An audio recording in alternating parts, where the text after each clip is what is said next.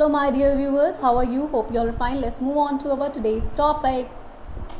Okay, so basically there are four type of sentences, four basic sentences which have different structure, जिनका अलग अलग structure होता है. So these are what they are declarative, interrogative, imperative, exclamative. सबसे पहले declarative को समझ लेते हैं. डिक्लेरेटिव जैसे कि आप देख सकते हैं, मैंने यहाँ पे चार्ट ड्रॉ कर रखा है. डिक्लेरेटिव आपका एक स्टेटमेंट होता है दैट टेल्स समथिंग, जो कि कुछ बताता है. क्या करता है? कुछ बताता है. तो जब भी कोई बहुत ही कॉमन सेंटेंस होता है, these are the most common in general sentences, जहां पे एक बात कही गई है तो it just tells us something, ये हमें कुछ सिर्फ बताता है.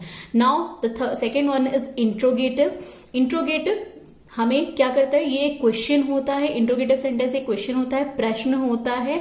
And it ask us something. What? It asks us something. ये हमसे कुछ पूछ रहा है. इसको जब आप बोलेंगे ना, तो जब हमें किसी से कुछ पूछना होता है तो हम इंट्रोगेटिव सेंटेंस का यूज करते हैं. Now the third one is imperative.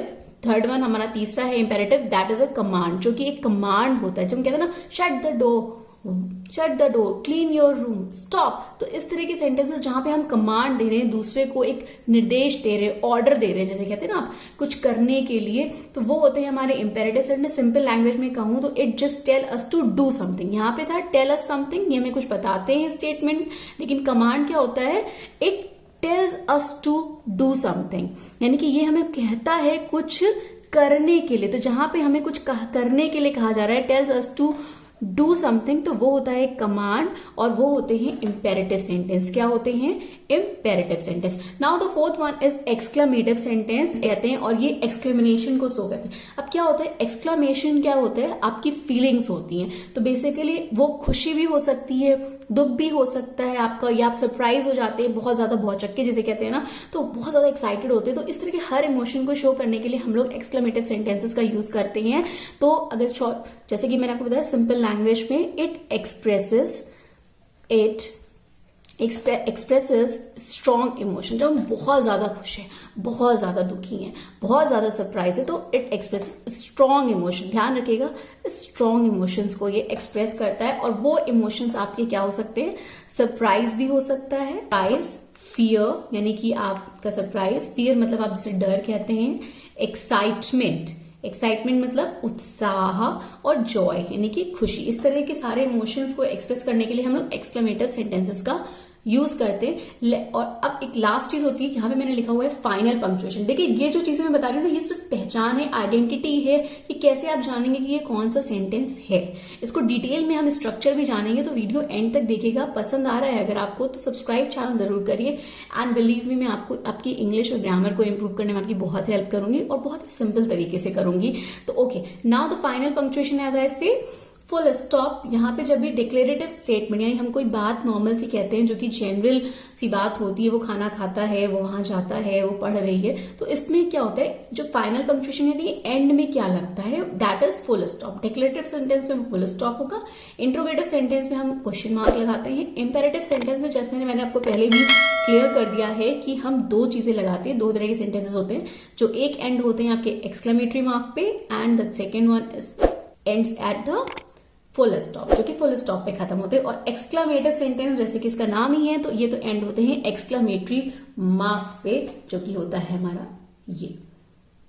कि जो डिक्लेरेटिव स्टेटमेंट होते हैं ना, ये दो तरह के हो सकते हैं, यानी कि ये निगेटिव होते हैं. इट कैन बी निगेटिव और पॉजिटिव, यानी कि ये आपके सकारात्मक और नकारात्मक दोनों ही होते हैं. क्वेश्चन भी as it is, question sentences जो होते हैं आपके interrogative sentences, that are also can be positive और नेगेटिव, यानी कि ये नकारात्मक और सकारात्मक दोनों ही होते हैं. कमांड वाले जो इंपेरेटिव सेंटेंसेस होते हैं, that are also positive and negative, यानी कि ये भी पॉजिटिव और नेगेटिव दोनों ही होते हैं. बट एक्सक्लेमेटिव सेंटेंस हमेशा पॉजिटिव होते हैं. क्या होते हैं? हमेशा पॉजिटिव होते हैं. ये कभी भी निगेटिव नहीं होते हैं. इस बात को ध्यान रखिए, और इसको आप आगे क्लियर कर दूंगी मैं आपको. Okay, so now let's discuss all these 4 sentences in detail with structure. Structure मैं इसलिए कह रही हूँ कि because every sentence, हर एक वाक्य का अपना एक यूजुअल स्ट्रक्चर होता है, एक वर्ड ऑर्डर होता है, यानी कि किस समय कौन सा वर्ड हमें उस सेंटेंस में लगाना है वो हम जानेंगे। और यकीन मानिए अगर आपको स्ट्रक्चर्स आ गए ना तो देन डेफिनेटली आप सेंटेंसेस पहचाना, लिखना, बोलना सब सीख जाएंगे, इसलिए ध्यान दीजिएगा स्ट्रक्चर्स पे। Okay, now let's discuss. First is there is declarative sentence. जैसे आप देख सकते हैं मैंने यहाँ पे पूरा एक चार्ट टाइप का बनाया है।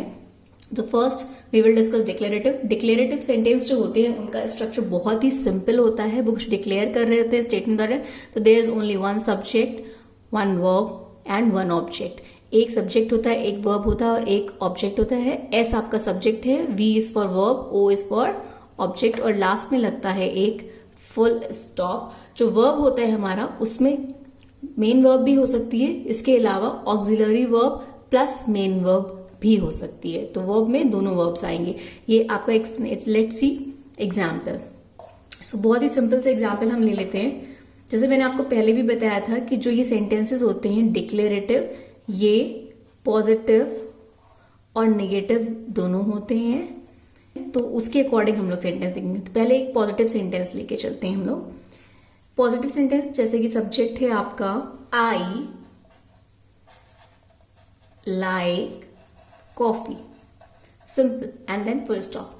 आई जो है आपका this is subject, like is verb, coffee is object. Simple है और ये positive, like coffee, subject verb object, simple structure.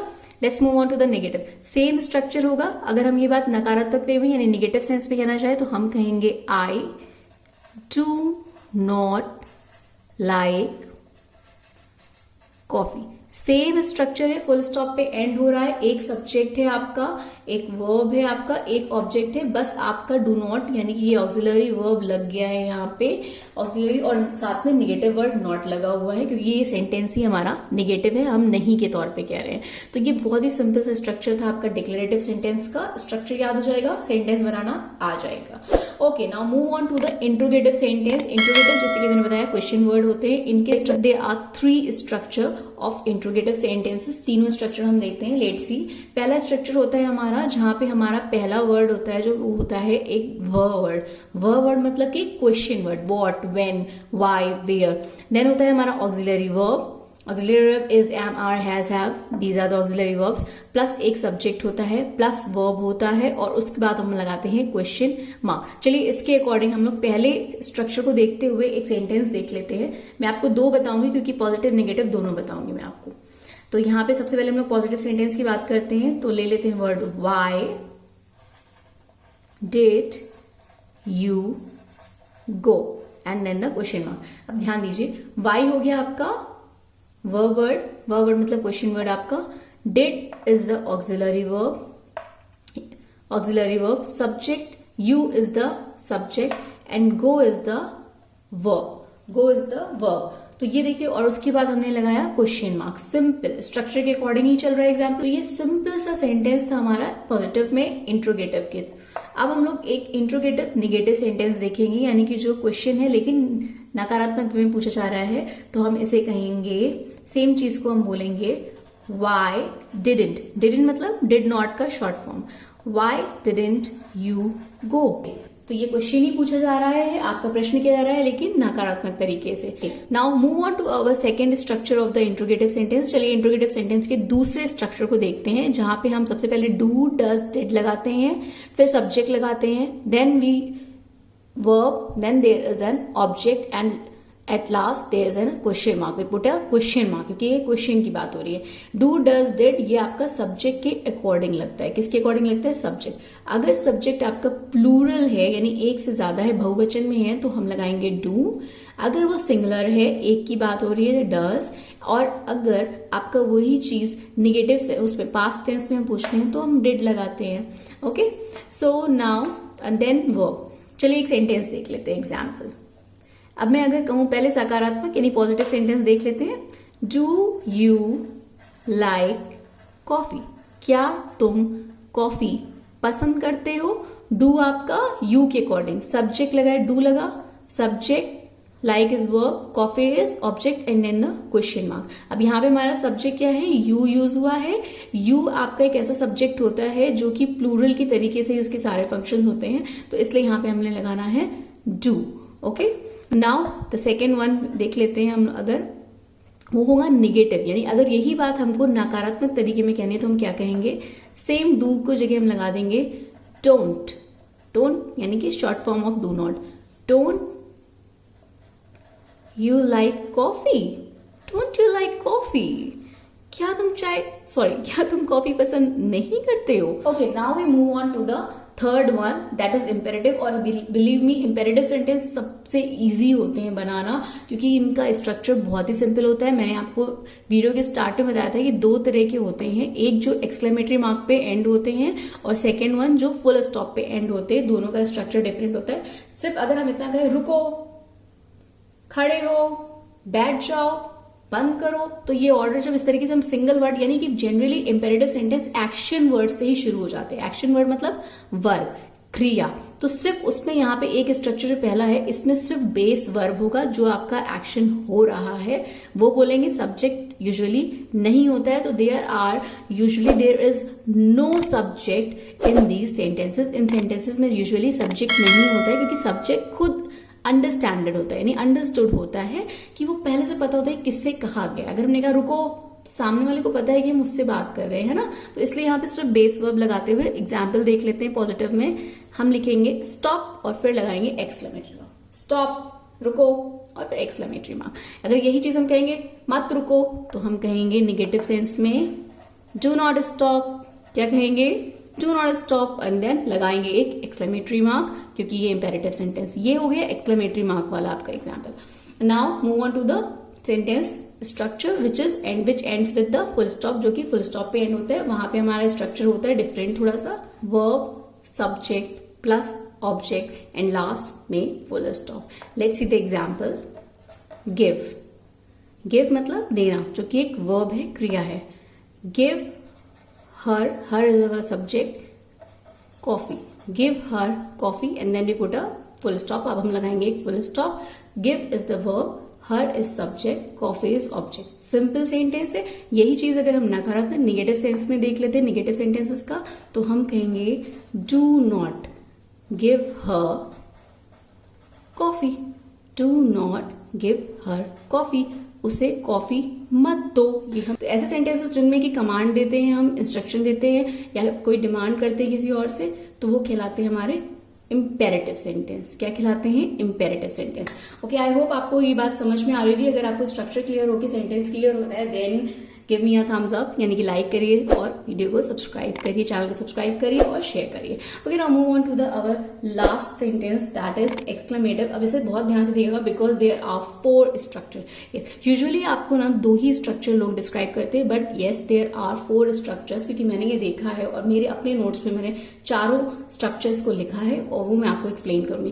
पहला स्ट्रक्चर है हमारा, the first structure is what. Exclamative sentence का व्हाट लगता है, उसमें प्लस एडजेक्टिव लगता है। ध्यान दीजिएगा, सिर्फ व्हाट की बात हो रही है, व्हाट प्लस एडजेक्टिव। एडजेक्टिव क्या होता है, जो हमें नाउन को, यानी कि एन फॉर नाउन, नाउन यानी संज्ञा के बारे में जो बताया, तो that is adjective. What plus adjective plus एक noun plus subject plus verb, and at last there is an exclamatory mark, because this is an exclamative sentence. क्योंकि ये एक्सक्लेमेटिव सेंटेंस है, लास्ट में एक्सक्लेमेटरी मार्क लगाना compulsory है। Okay, let's see the example. What, सिर्फ structure को देखिए और सेंटेंस देखिए। What a liar he is। तो what a liar is an adjective। liar आपका नाउन है, तो उसको अ जो वर्ड है ये दैट इज एडजेक्टिव, जो बता रहा है कि लायर यानी नाउन हमारा एक है और he is the subject, is the verb, and then exclamatory mark. इसी बात को अगर हम लोग कहें कि अब एक और चीज है, मैंने आपको पहले बताया था, एक्सक्लेमेटिव सेंटेंस कभी भी हमारे निगेटिव नहीं होते हैं। क्या होते हैं, निगेटिव नहीं होते हैं, तो इसमें कोई भी निगेटिव सेंटेंस नहीं होगा। Now the second structure is how plus adjective और एडवर्ब, यानी एडजेक्टिव जो नाउन को डिस्क्राइब करे, एडवर्ब जो क्रिया को यानी वर्ब को डिस्क्राइब करे, वर्ब के बारे में कुछ बताए, प्लस हम लगाएंगे सब्जेक्ट प्लस वर्ब प्लस एक एक्सक्लेमेटरी मार्क लगाएंगे। और let's see the example same structure के अकॉर्डिंग। यहाँ पे हम कहते हैं सॉरी, अगर मैं बोलूं हाउ ब्यूटिफुल, वाह कितनी सुंदर है, तो हम इसे इंग्लिश में कहेंगे how beautiful she is, and then we put a exclamatory mark, उसके बाद हम लगाएंगे एक्सक्लेमेटरी। अब देखिए हाउ ब्यूटीफुल एक एडजेक्टिव है जो कि हमारी शी यानी कि नाउन को डिस्क्राइब कर रहा है, सॉरी सब्जेक्ट को डिस्क्राइब कर, सब्जेक्ट के बारे में विशेषता बता रहा है। And then we put a verb that is, जो हम वर्ब लगाएंगे इज, सेम स्ट्रक्चर के अकॉर्डिंग सेंटेंस हो गया और एक्सक्लेमेटरी मार्क। अब यही चीज हम एक एडवर्ब के अकॉर्डिंग दें। एडवर्ब क्या होगा, जो क्रिया को बताए। तो अगर यही सेंटेंस हम ऐसे कहें कि how beautifully she is stitching, कितनी खूबसूरती से वो सिलाई कर रही है, तो ये चीज जब हम बोलते हैं तो यहाँ पे स्टिचिंग एक क्रिया हो गई, उसको डिस्क्राइब कर रहा है ये एडवर्ब। सेम स्ट्रक्चर के अकॉर्डिंग हमने लगाया है हाउ ब्यूटीफुली। तो दो तरह के सेंटेंस हुए हाउ वाले, एक जिसमें एडजेक्टिव आता है, एक जिसमें एडवर्ब आता है। Now move on to the our third structure and that is feeling word. यहाँ पे मैंने बताया इस स्ट्रक्चर में फीलिंग वर्ड यानी कि जो वर्ड हमारी एक्सप्रेशन को यानी हमारी फीलिंग्स को एक्सप्रेस कर रहा है वो वर्ड यूज करेंगे। मान लीजिए आप बहुत ज्यादा कह रहे हैं वाओ, ओ, ऐसे वर्ड जो हमारी फीलिंग्स बता रहे हैं, तो फिर वो लगेगा। फिर then we put a what word, what लगाएंगे, फिर adjective and then subject and last में लगाएंगे exclamatory mark. Let's see the example, wow, तो ये हो गया हमारा एक फीलिंग वर्ड। फिर इसके बाद हम लगाएंगे एक comma, this is compulsory, okay. Feeling words के बाद हमेशा हमें एक कॉमा पुट ऑन करना है। Wow, what a lovely, what a lovely, तो अ लवली वर्ड जो है आपका ये हो गया हमारा adjective, what a lovely flower. तो wow feeling word, what a lovely is adjective, flower is subject, और लास्ट में हम लगाएंगे एक एक्सक्लेमेटरी मार्क। तो ये था हमारा थर्ड स्ट्रक्चर ऑफ एक्सक्लेमेटिव, कैसे हमें एक्सक्लेमेटिव सेंटेंस का तीसरा स्ट्रक्चर था ये। और नाउ द फोर्थ, अब हम लोग फोर्थ स्ट्रक्चर पे आ जाते हैं, जहां पे हमने बताया आपको स्ट्रक्चर में होता है पहला फीलिंग, जो वर्ड हमारी फीलिंग बताए, तो वो हम लिख लेते हैं हुर्रे, जो बहुत खुश है, बहुत एक्साइटेड है, हुर्रे, है ना, कहते हैं ना हम लोग। उसके बाद जैसे मैंने बताया हमेशा हम लोग जो भी फीलिंग वर्ड होगा उसके बाद हम एक कॉमा पुट ऑन करेंगे, तो there is a comma. Now then subject, फिर ऑक्सिलरी वर्ब लगेगा, फिर मेन वर्ब लगेगा, एंड देन हम लगाएंगे एक एक्सक्लेमेटरी मार्क। तो यहाँ पे हमने फीलिंग वर्ड पहले से लिख लिया है, hurray. Let make a sentence, hurray the film, and यहाँ पे जो द फिल्म है आपका हो गया सब्जेक्ट, हुर्रे हो गया feeling word. Hurray the film is the auxiliary verb, about to begin, शुरू ही होने वाली है, हुर्रे, ये फिल्म शुरू होने वाली है। तो ये चीज था हमारी फीलिंग। अब यहाँ पे हमने लास्ट में मेन वर्ब लगाया है और लास्ट में एक्सक्लेमेटरी मार्क उसके बाद पुट ऑन किया। तो ये थे हमारे बेसिक स्ट्रक्चर। आई होप आपको मेरी एक्सप्लेनेशन, जो भी मेरा वीडियो है वो पसंद आया होगा, आपके डाउट्स क्लियर होंगे। अगर आपके डाउट्स क्लियर हुए हैं या नहीं क्लियर हुए हैं, कुछ भी आप कमेंट सेक्शन में लिखना चाहते हैं मैं किसी टॉपिक पे आपके लिए स्पेशली इस तरह का वीडियो बनाऊं, then write on the comment section. Thank you for watching, like, share and subscribe. Till then, bye bye.